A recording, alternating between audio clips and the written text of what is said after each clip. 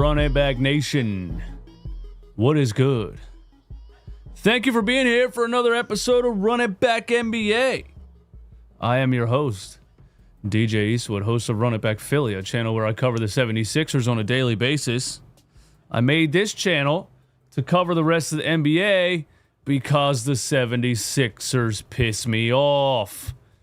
Thank you for being here. 80 people live on YouTube right now. Do me a favor, hit the like button one time before we get into everything we got to talk about. We're going to talk about the Oklahoma City Thunder finally finishing off the Lakers. I guess I shouldn't say finally. They swept them. They won all 4 games.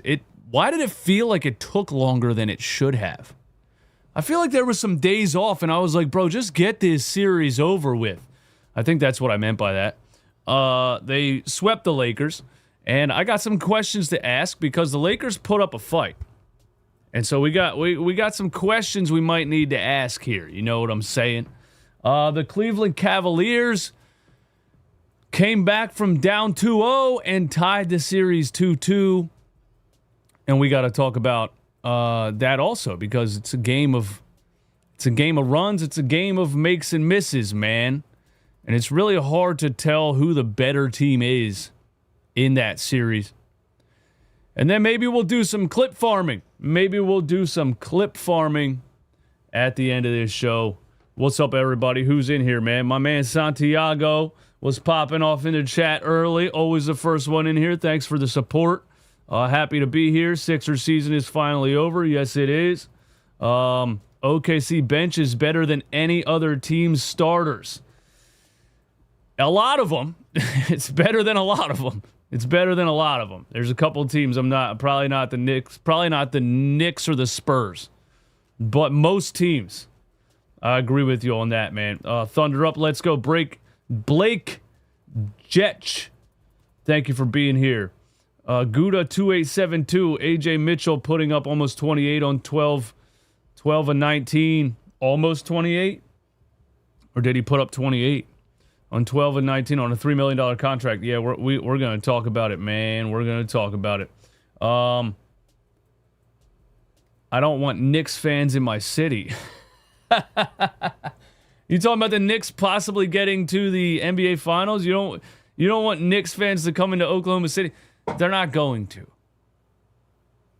Here's the thing, man. And look, they do travel. I'm not saying they don't. They took over the 76ers arena because 76ers fans did not want to go to the game. That's what happened. Game 3, after the first 2 games, it was clear that the 76ers were cooked. Joel Embiid was hurt again. They didn't have a shot. So that's why fans weren't interested in being at the game. You know? So game 3, the Sixers quit, got blown out. And why would the fans come back to Game 4 to watch the final game of a sweep when you got blown out in Game 3? The Sixers fans had no interest in being at that game, so they sold all the tickets to Knicks fans. And Knicks fans acted like they climbed Mount Rushmore and took over a village or something. It's just ridiculous. It's ridiculous. Anyway, what else we got, man? What about our boy Jared McCain continues to shine on a championship level team? Oh, we got to talk about it, man. Oh, we got to talk about it. Who do we think is the best finals matchup? Thunder versus Knicks. I guess. There's no team in the East that I think is a good matchup. You know. We're all looking forward to Spurs Thunder. That's what we're all looking forward to. It doesn't feel like there's a team in the East that's a good matchup for Oklahoma City. Lakers put up a fight, which the Sixers did not. Absolutely. All right, man. Let's talk about it, bro. Let's talk about it. First thing we're going to talk about, Cavs Pistons. Cavs Pistons, man. The Detroit Pistons were up 2-0 on the Cleveland Cavaliers. And it looked like they had it all figured out. And it looked like they had the Cavs number. And James Harden had 1 million turnovers in 2 games. And Donovan Mitchell couldn't make a shot and couldn't score in the fourth quarter. And Evan Mobley was looking like not an all-NBA level player. And I fell into the trap of thinking that's what the whole series is going to look like. You know what I'm saying? And I have to remind myself the same way I say on the podcast, I have to remind myself also, it's a 7-game series. And a game, you see 2 games, that might not be what the whole series is going to look like. Especially this, man. Like, it's a make or miss game, you know? And we got to remember that. We analyze the game so much. We probably overanalyze the game so much. We try to find a reason for why everything happened.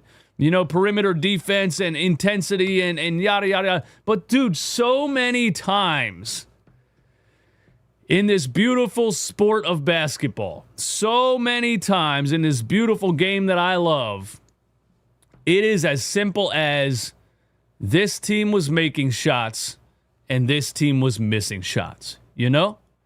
The Cavs were missing shots in the first 2 games. And now the Cavs are making shots. Donovan Mitchell especially. This game was just a straight Donovan Mitchell takeover. I mean, it was absolutely outlandish what he was doing in the second half. 21 points in the third quarter, 18 points in the fourth quarter. The Detroit Pistons had no answer for Donovan Mitchell. And the third quarter run, the Detroit Pistons couldn't make a shot. They gave up a 24-0 run in the third quarter, and we're going to talk about that in a second. But I just wanted to say that you can't give up a 24-0 run. It's not just about the team that scored 24. It's also about the fact that you couldn't make a shot. How do you not make a shot in the middle of a 24-0 run? You know what I'm saying? So it's a game of makes and misses, and a lot of times a team can't buy a bucket. There's a lid on the rim. They go down 2-0, and suddenly they start to see the ball go through the hoop. Suddenly they start to get their confidence back. And now it's like, which team is really... I can't figure out which team is the better team here between the Cavs and Pistons, and this is going to go 7 games. This is going to go 7 games. I thought the Cleveland Cavaliers finally showed a level of balance between Harden and Mitchell. Donovan Mitchell is the guy. He is the superstar on that team. So many times since the James Harden trade, I've seen the Cavs just run way too much James Harden ball, especially in the fourth quarter. And he doesn't have it on that level anymore. You know, so they needed to figure out this balance of, and he just joined the team after the trade deadline.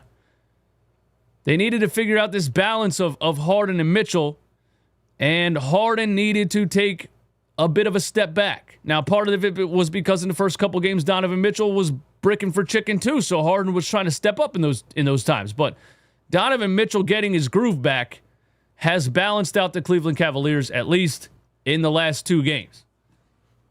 Turn the air on. And so they play like Harden ball in spurts. You know, the first quarter, James Harden was great. He was lights out. Credit to James Harden for the last 2 games and the beginning of this game. And then Donovan Mitchell just absolutely took over the second half. He just absolutely took over the second half. He was out of his mind. He sparked the 25-0 run in the third quarter. 24-0 or 25-0? 24-0 or 25-0? Let me see here. 24-0 run in the third quarter. It started at the end of the second quarter, and it went all the way through the third quarter, and the Detroit Pistons just completely collapsed. The Detroit Pistons morphed into the Orlando Magic. They morphed into the Orlando Magic. And I think that's what I want to say is that it says something dangerous about a team if they can give up a 24-0 run, right? I thought the 23-0 run that the Orlando Magic gave up to the Detroit Pistons in Game 3, I think, of that series, I thought that was crazy. And in that moment, I was saying that, like, that's a personality trait of the Orlando Magic. They have an ability to collapse harder than any team I've seen in a long time, right? And they capped off that my thoughts on that with a 23-0, giving up a 23-0 run in that Game 3 against the Detroit Pistons. The fact that the Detroit Pistons allowed a 25-0 run in this game might say something about the Detroit Pistons, because you have to have a lack of resiliency. You have to have a kind of a fragile foundation, I feel like, if you can give up a 25-0 run, right? A 10-0 run, okay. But you call a timeout, you switch it up, you attack them differently, and you get a bucket and you end the run, right? A 15-0 run, okay. You call a timeout, you show some resiliency, you show some versatility, and you get a bucket. A 20-0 run. You go to plan B or plan C and you get a bucket. A 25-0 run. That says something really bad about the ability of the Detroit Pistons to kind of implode on themselves, and that one-dimensional, what I've been saying a lot of this season, that one-dimensional personality of the Detroit Pistons, where it's like, this isn't working, but we really don't have another plan. And so they just keep trying the same thing over and over. Cade Cunningham iso ball, brick here, brick there, brick here, brick there. Tobias Harris catch and shoot brick. Duncan Robinson catch and shoot brick. We're not even going to talk about Jalen Duren yet. But that 25-0 run, that says a lot about, I think that says a lot about the Detroit Pistons. And I'm not making any predictions anymore, because every time I make a prediction, it's wrong. But if I was going to say right now, who do I think is going to win this series? I think it's the Cavs, because I don't think the Cavs have the ability to implode so hard that they give up a 25-0 run. That's what I think about that. And Donovan Mitchell absolutely took over the game in the second half. And shout out to him, because he's been getting a lot of criticism in these playoffs so far. He hasn't been playing like a superstar. He hasn't been leading the team. And this second half was outrageous from Donovan Mitchell. He had 43 points in the game. But in the second half, he had 39. He only had 4 points in the first half. And then he finally just said, everybody, give me the ball and get the fuck out of my way. You know what I'm saying? He finally stood up and said, everybody, give me the ball and get the fuck out of my way. I'm sorry for the one guy on the channel that said he doesn't like when I curse. 21 points in the third quarter for Donovan Mitchell, and then just a fourth quarter was unstoppable also. And the Pistons made they made a couple of little runs, right? But really after that 25-0 run, and that 25-0 run was started by Donovan Mitchell, by the way, on an 8-0 run, a personal run by him. So Donovan Mitchell sparked the 25-0 run, and he continued it, and he continued into the fourth quarter, and Detroit had no answer. And that was basically it. The Detroit made a run here or there, got it down to under 20. They got it down to 15. They got it down to 13. But the game was essentially over, and the Cleveland Cavaliers did almost choke it away at the end, which is funny. When they put the bench in the game, that Kenny Atkinson thinks, all right, game's over. Let me put my bench in there. And the bench starts turning the ball over left and right, and it got all the way down to an 11-point game, and he had to put the starters back in the game with a minute and a half left. But yeah, the Donovan Mitchell sparked the run. The 25-0 run really put the Detroit Pistons away, and now it's 2-2. And I want to say something about Cade Cunningham here, because the Pistons in the second half, again, it just felt like they had a lid on the rim. And it's so much about makes and misses in this game, man, and they just went so ice cold.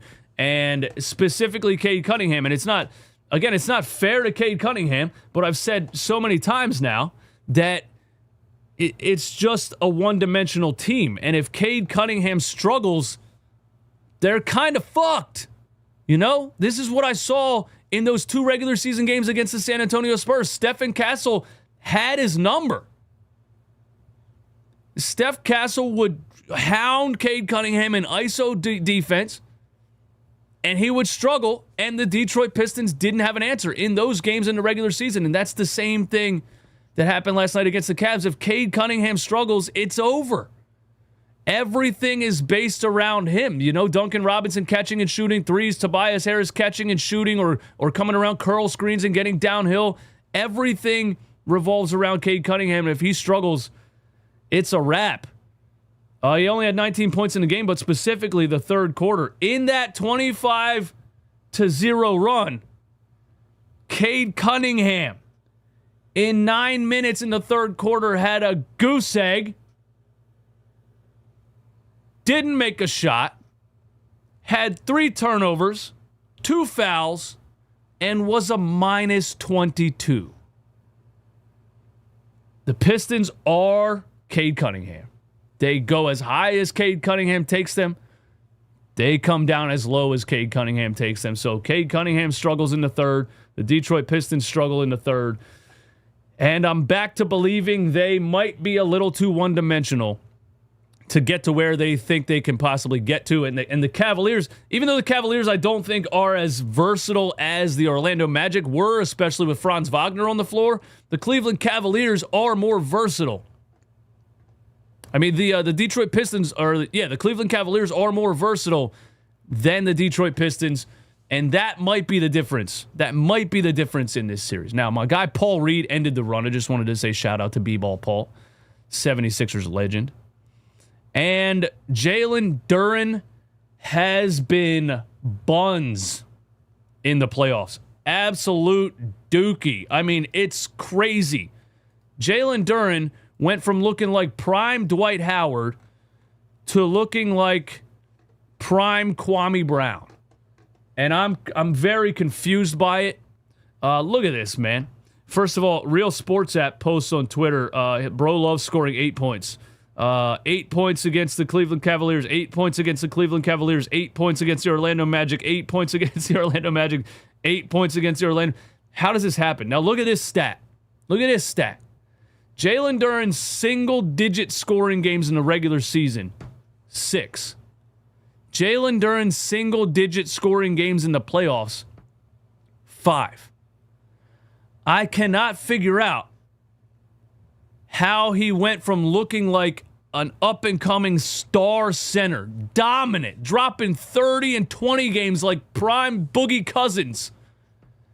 And now he's running around out there, can't even catch the ball, looks like he's playing the game with his fist closed like this. What's going on here? What happened to Jalen Duren, man? And why have the Pistons not been? This is more of an indictment on JB Bickerstaff, bro.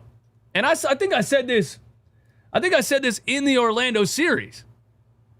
I thought like game 1 or 2 against Orlando, when Jalen Duren was a no-show, they were gonna figure out a way to get him involved. They didn't figure out a way to get him involved in all 7 games against Orlando. And now you're in a series against the Cleveland Cavaliers, and you're 4 games in, and you still haven't figured out how to get Jalen Duren involved. Are Pistons fans talking about the coach? Is anybody talking about the coach? Speaking of Bickerstaff, we have his postgame because he was crying about officiating. We got to talk about that. The last thing I want to say about this series and last night's game is that Evan Mobley looks like he's getting his groove back a little bit. And I think the reason for that is the surge of Donovan Mitchell and James Harden on the perimeter, right? Like, a guy like Evan Mobley lives in space. And if perimeter guys aren't making shots, he struggles. He struggles to get to do what he does under there. You know what I'm saying? And so Donovan Mitchell being on fire like he is right now and James Harden being very efficient right now, that opens up the middle. And then Evan Mobley has a little bit more space to work and can get back to his game. So the Cavs are rolling right now. Again, like 7-game series, Pistons could very well turn it right back around, but I don't feel like I've seen enough versatility from the Detroit Pistons in the playoffs. And so, if I was a Detroit Pistons fan, I would be concerned that the Cavs figured it out. And, they got to do something to get Jalen Duren involved. It's absolutely ridiculous, man. It really is. Here's JB Bickerstaff's. When the Lakers had a meeting and complained about officials and all this stuff, bro. I'm going to say the same thing, but let's hear what he said first. Like 12 free throw attempts. It's unacceptable. It is. We didn't do enough, obviously, to help ourselves, and I'll start there. But ever since we came to Cleveland, the whistle has changed. There's no way that one guy on their team shoots more free throws than our team. We're not a settle team. We're not a jump shooting team. We drive the ball, attack the paint. So what was done out there tonight, it's frustrating. We're not a jump shooting team? No, you're not a good jump shooting team. All right, we're going to go to that third quarter. We're going to look at the play-by-play because I feel like they shot a lot of jump shots in that 25-0 run. But, we can't allow that to be the reason why, because we didn't play well enough and play to the best of our capabilities. Okay. But again, you look at the foul count, you look at the disparity, and that's hard to overcome. And you wonder, the reason. No.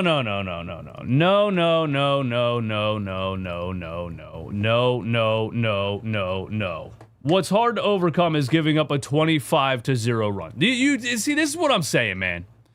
You should never go into a post-game interview and say anything about officials if you gave up a 25-0 run.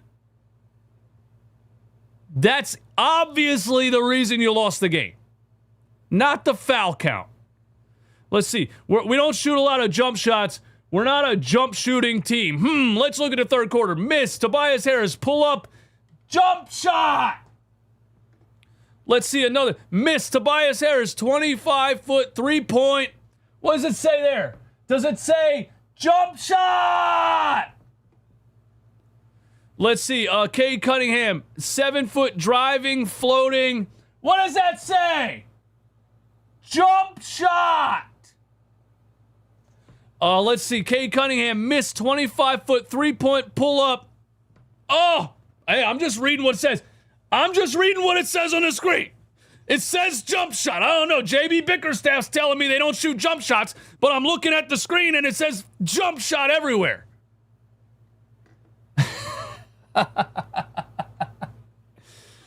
Oh my goodness. Cade Cunningham turnover. Let's see. Dennis Jenkins fadeaway jumper. Oh, maybe he meant jumper. Let's see. Paul Reed foul. Tobias Harris step back jump shot. Let's see. Paul Reed ends the run with the driving dunk there, and then Paul Reed hit a three from the top of the key. Shout out my guy B-Ball Paul. But that's a ridiculous thing for JB Bickerstaff to say. I think that's just my take on it, man.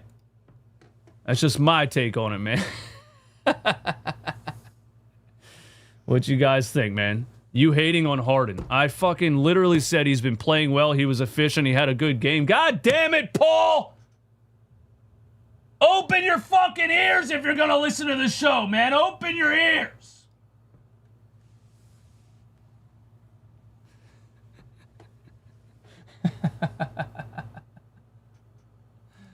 Oh my goodness. Let's see. What else we gotta talk about, man? Oh yeah. Hey, thank you guys for being in here, man. 216 people in here. Do me a favor, hit the like button one time before we talk about the Thunder sweeping the Lakers. We need 200 likes. There's only 57 likes right now. We need 200 likes. That helps the stream get pushed through the YouTube algorithm. That helps more and more people to find the show. And we continue to grow. The show we've only been doing it for we've only been doing this daily live show for like a couple weeks, man. And it's crazy that we have 200 live viewers and listeners, man. Thank you guys so much for the support. Yeah. So let's go on. We're going to have to start Paul Reed over Duren. That's a take. That's a take for sure. That's a take. Who's better, Bona or B-Ball Paul? Come on, man. Adembona is an athletic maniac who has no idea how to play basketball. But B-Ball Paul looked like that too. B-Ball Paul looked like that too when he was in Philly. What happens is players leave Philly, and then suddenly they learn how to play basketball. That's what happens. That's what happens. McCain's last 2 threes were huge. Jared McCain he was awesome, man. I think what we're going to do for the OKC Lakers segment of this show is actually react to the end of the game. I'm probably just going to bring up the end of the game and do it that way with the and react to the highlights, because I watched it last night. It was late. I was kind of asleep almost. So yeah, that's probably what we're going to do, man. That's probably what we're going to do. Let's talk about it, though, man. Let's talk about it. The Oklahoma City Thunder sweep the LA Lakers 4-0. And the first thing I really want to say is, I think I got 2 things to say initially, and then we're going to react to the end of the game. We're just going to play the highlights from the end of the game and react to it, because there's a lot of things that happened, and I was watching it last night. Again, it was late. I was kind of tired. I just want to rewatch the end of the final couple minutes of the game, and because I remember the Lakers were up by 5 or 7 in the fourth quarter, so I want to do that too. But the first 2 things I want to say is this: I want to give the Lakers credit, because I thought, and I think everybody else also thought, that the Lakers were going to get annihilated for 4 straight games.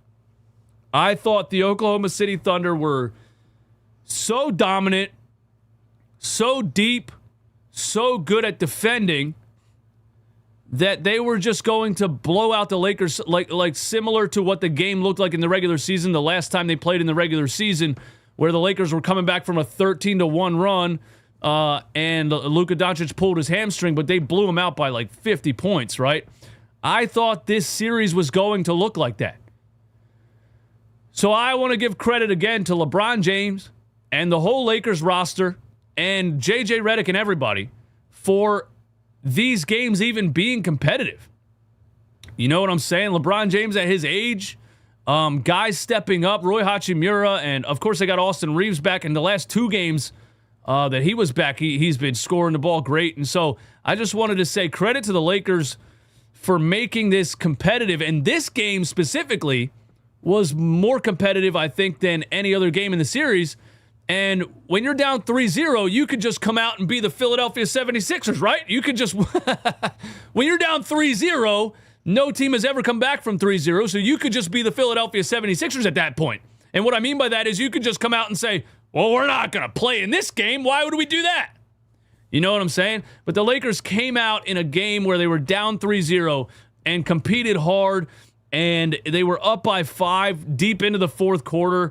It was impressive that they competed at this level without Luka Doncic, and I don't think their team even really compares to OKC, even with Luka Doncic. So I just wanted to give credit to the LA Lakers. And I want to ask you guys a question, OKC fans, in the chat, in the comments. Does this worry you? Does this say something about the Oklahoma City Thunder that the Lakers, I'm not going to say gave them a run for their money. They didn't win a game in the series. But a lot of the games were closer than I thought they were going to be. Does that worry you? Do you think the fact that the Thunder had to go all out in some of these fourth quarters to stop the Lakers, essentially stop the Lakers from winning the game? Because I do think the Thunder were going like 75% speed some of these games. But do you think does it worry you that the Thunder seemingly had to go into full takeover mode late into a fourth quarter to stop the Lakers from pulling off at least a 1-game upset? Does that worry you when you look at the Thunder against the Spurs in the Western Conference Finals? Because that's what's going to happen. Timberwolves fans, I'm sorry, but that's what's going to happen. Does that worry you when you think about the Thunder versus the Spurs in the Western Conference Finals? Let me know in the chat. Let me know in the comments. I want to say AJ Mitchell was amazing again. And how do they do it? How do the Oklahoma City Thunder just keep finding good players? He did AJ Mitchell on draft night for Osa Adoro. Correct me in the chat. I had it in my notes. I didn't write it down. Osa Ighodaro. Sorry. They traded AJ Mitchell, or the rights to draft AJ Mitchell, on draft night for Osa Ighodaro.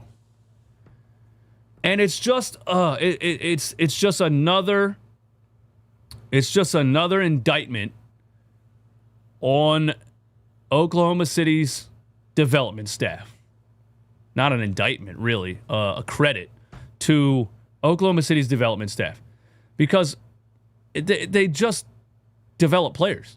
They just get players who have tools, right? AJ Mitchell has the tools, right? 6'7", 6'6", 6'7". How tall is he? He is a good size. He has a good jump shot. He's a lefty. And they just take players with good intangibles and good raw tools, and they just get the most out of them. They're so good at making a young player comfortable, putting them in comfortable situations, making it as easy as possible for this player to be himself. And I see so many times on other teams, especially hopefully you don't suck. Hopefully you don't suck, completely ruin your confidence, and destroy your career and cost yourself hundreds of millions of dollars. Good fucking luck. That's what teams like the Philadelphia 76ers do, who do not have a development staff. They have 15 coaches that sit around in a circle jerk after practice and do absolutely nothing. Sorry for the Sixers rant. But AJ Mitchell was incredible, and credit to the Thunder staff for the development of AJ Mitchell, man. And content creators, trying to tell me that the 76ers were better off with Cameron Payne coming off of the bench than Jared McCain. And Cameron Payne was so bad, they released him before they even got to the playoffs. They decided to play with no bench scoring in the playoffs versus having Cameron Payne. And shout out to Jared McCain, man. Again, incredibly fundamental. He's awesome. He's amazing. And the 76ers had no idea, and Nick Nurse had no idea how to put him in situations to take advantage of his skill set. He had no idea. And honestly, if Sixers fans, if we're talking about firing the coach,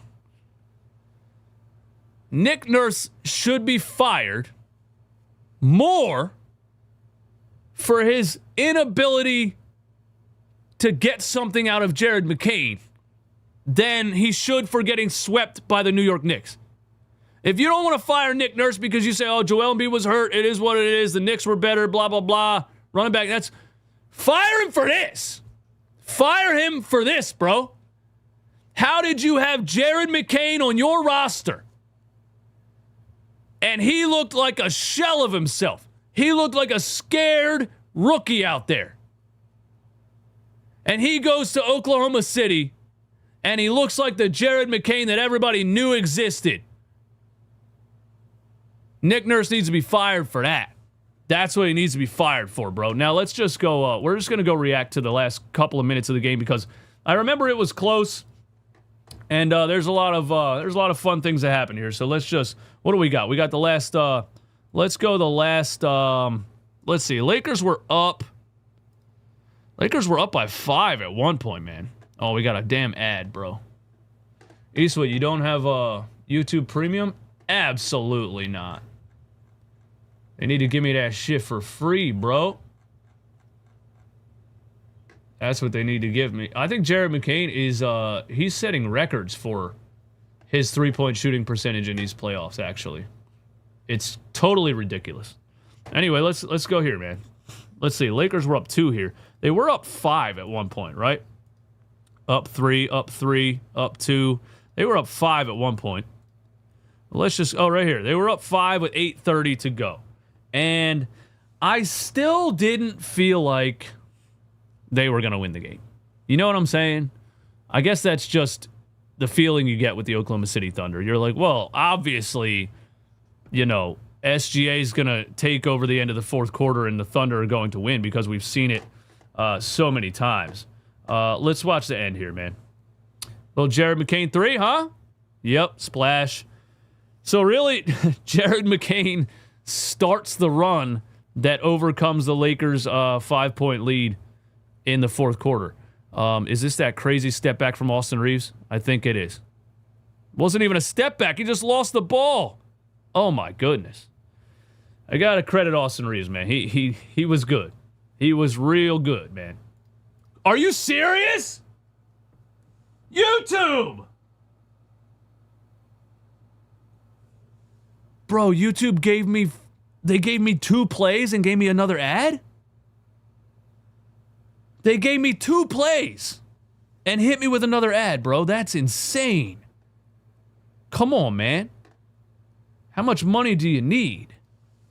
Let's see. SGA, step back. No, that was the dime underneath Caruso, and he kicks it out to another Jared McCain 3. Yep, splash.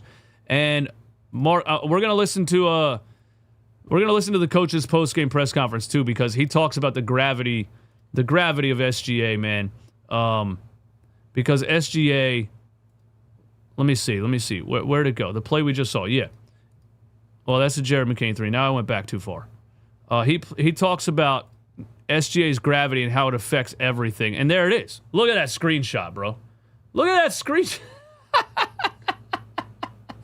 Look at that screenshot, man. There's 3. The whole fucking team is guarding him.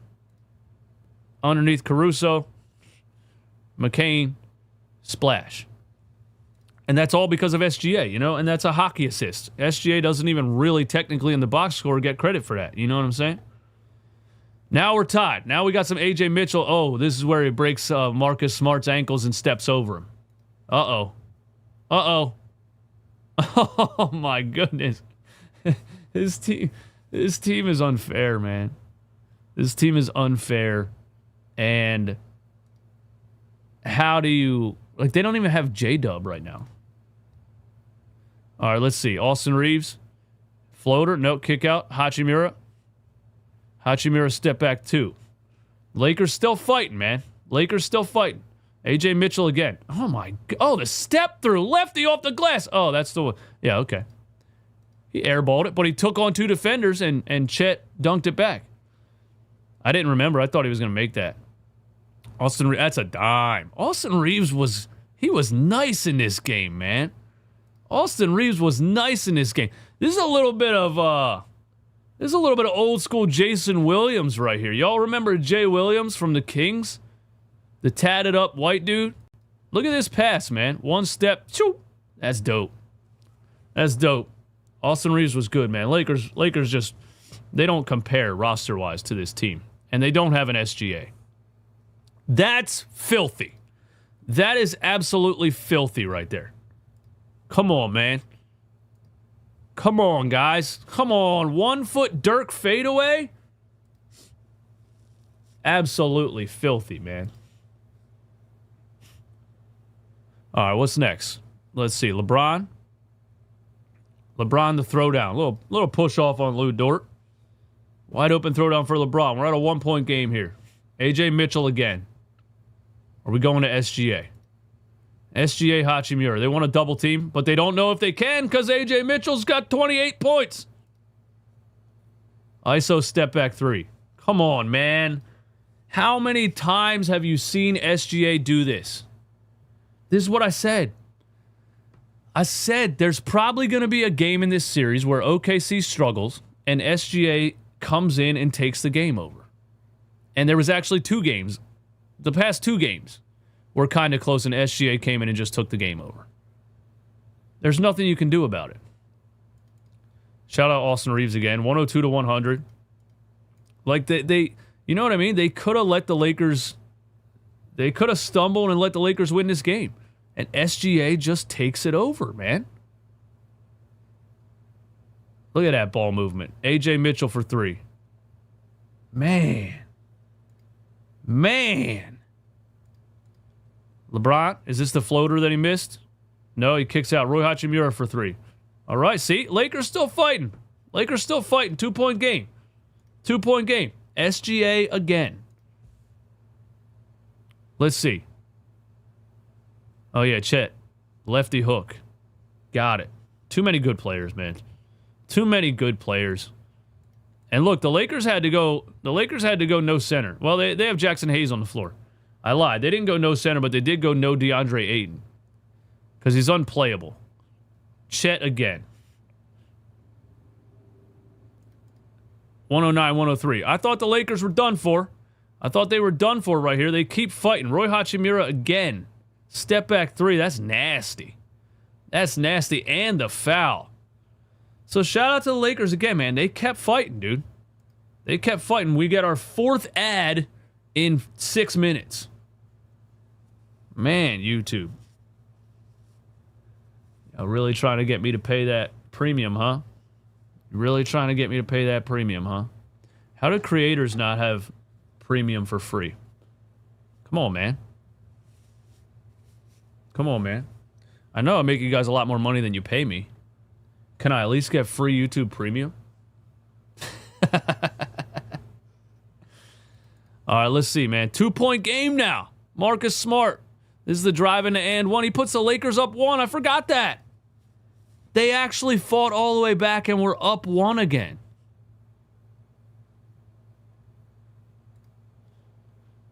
What was the last bucket for the Thunder that put it away? I don't even remember. Oh, I think it's Chet under the rim again. I think it's Chet under the rim. Yep, it sure is. And it all starts with the gravity from SGA. There's nothing you can do.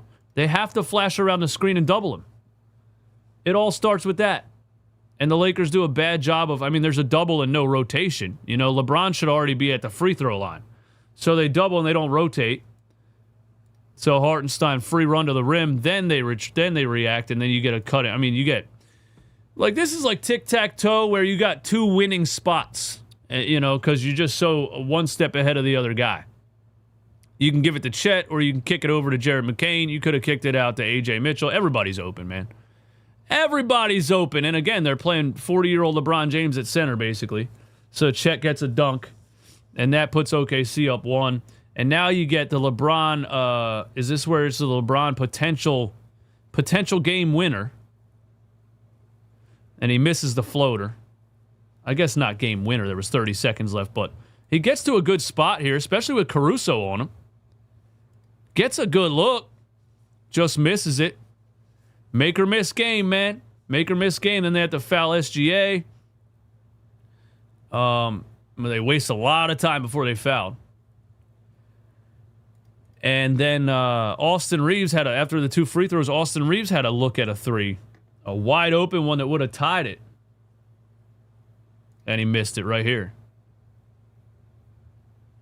I guess not wide open, but that was a damn good look to tie the game. Missed it. Caruso the rebound. Foul. Game over. So, yeah, man, I just wanted to say that, the Lakers fought this whole series. So credit to them. And does it worry you that the Thunder kind of struggled a little bit in some of these games against the Lakers? Let me know. Let me know, man. Rust? Could be rust. Could be rust. Lakers should trade for Tommy White. Who the hell is that? Who the hell's Tommy White? The hell?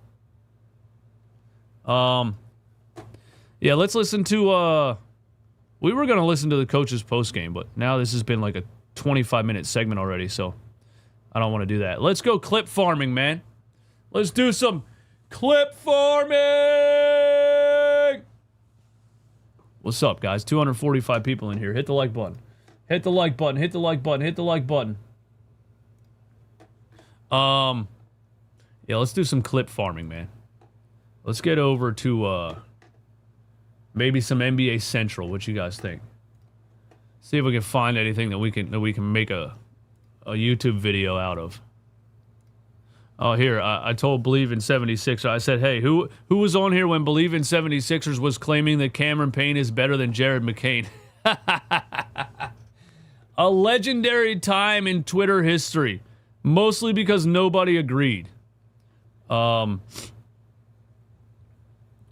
He has been quiet about McCain for over a month now, and he wants to rehash it. Oh, yeah, okay. Okay, sure. Sure, buddy.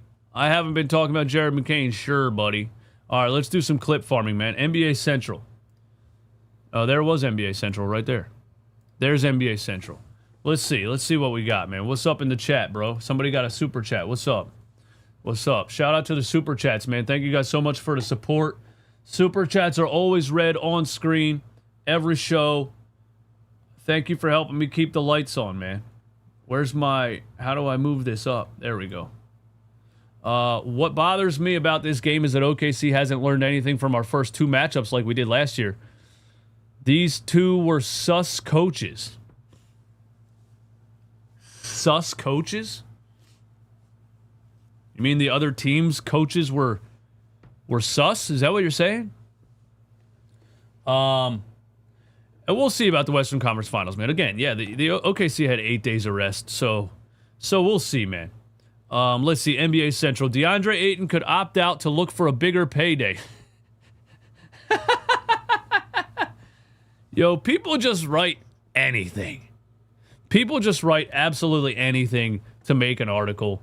DeAndre Ayton is terrible. DeAndre Ayton is absolutely awful. And not because of his skill set. Because of his motor. His lack of motor. His lack of hustle. His lack of want. His lack of heart. DeAndre Ayton has no will.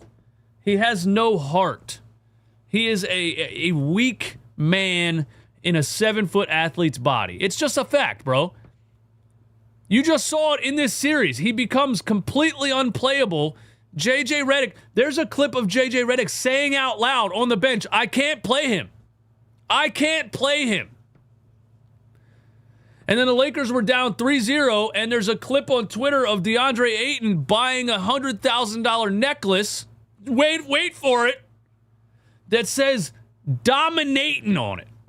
Dominating, bro. That's what his necklace said. Dominating what exactly?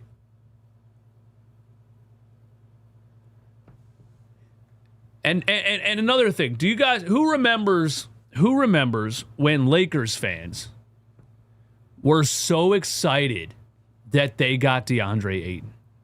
Do you guys remember when Lakers fans were so excited that they got DeAndre Ayton? And I immediately was like, what are you guys excited for? DeAndre Ayton sucks. But they were just happy that they got a center because they didn't have a center after the, what happened with the center position? The Mark Williams stuff, right? They tried to trade for Mark Williams, and that didn't work because he failed a physical or something like that. They just straight up don't have any centers. So they were like, oh, we finally got a center. And I was like, you're probably better with no center than you are with DeAndre Ayton.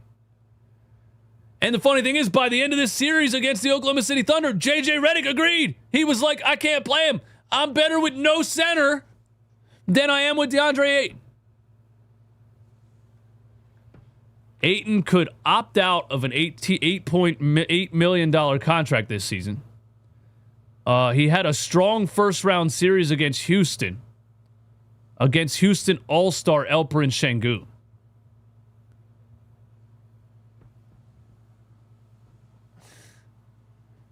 Oh my God. Who wrote this shit, man? You're going to tear a rotator cuff reaching so hard. DeAndre Ayton's going to opt out of an $8 million contract because somebody's going to give him a big payday because he had a good series against Alperen Şengün, who can't guard me, a 39-year-old, 5'10" white guy from central Pennsylvania. Come on, man.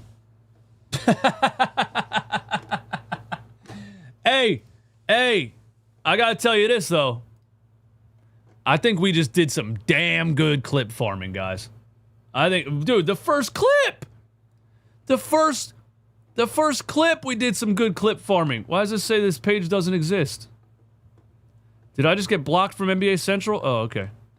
Well, maybe we can do some other clip farming, man. Let's see. Austin Reeves could command up to $40 million per year in free agency. Austin Reeves could command up to $40 million per year in free agency. Let's see. While team and league sources believe that the Lakers and Reeves will eventually land on a contract that makes sense, The door for Reeves to walk is open should he get a big offer elsewhere.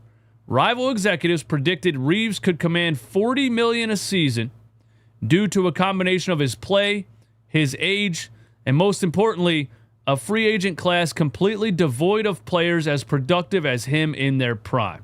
Look, man, I want to say something about Austin Reeves, man.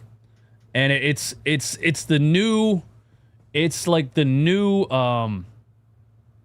trajectory of the NBA. He's a great scorer. He's a great offensive player, right? But as you're seeing with the best teams in the NBA, you can't win a championship with guys who can't play defense. You can't. The Oklahoma City Thunder have guys who can play defense all over the floor. The San Antonio Spurs have guys who can play defense all over the floor. The Minnesota Timberwolves have guys who can play defense all over the floor. The New York Knicks have guys who can play defense all over the floor. Cavs and Pistons up in the air. I don't think you can command $40 million a year in today's NBA if you are a liability defensively, to the point where the other team targets you. The other team straight up targets you. I think that's just my opinion on that. I think that's just my opinion on that.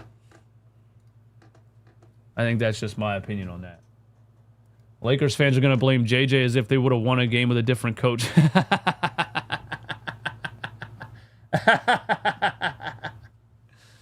Yo, you guys are awesome in the chat, man. Thank you so much. We hit 300 live viewers again on the show.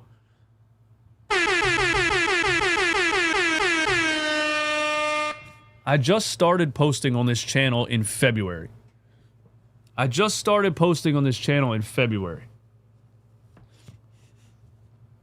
And I'm having some allergies right now. And I'm choking on my own. You don't want to know. But I just started posting on this channel in February. And just a couple months later, we're doing live shows with 300 live viewers. I've seen YouTube channels with 100,000 subscribers that don't have 300 live viewers. So, you guys are awesome. Thank you so much for the support. The trajectory of this channel, it's outrageous. The trajectory of this channel is outrageous. This could... Look, I was doing Running Back Philly for 7 years, and I'm still doing it. Running Back Philly is a channel made specifically for 76ers fans where I talk about the 76ers, right? A channel like that can't make me famous. A channel like this has the potential to change my life forever. So, thank you guys. Hey, we'll end it on that, man. We'll end it on that on a good note, man. Thank you guys for tuning in. I'll be right back here tomorrow at 12. I love you. I'll see you when I see you. Peace.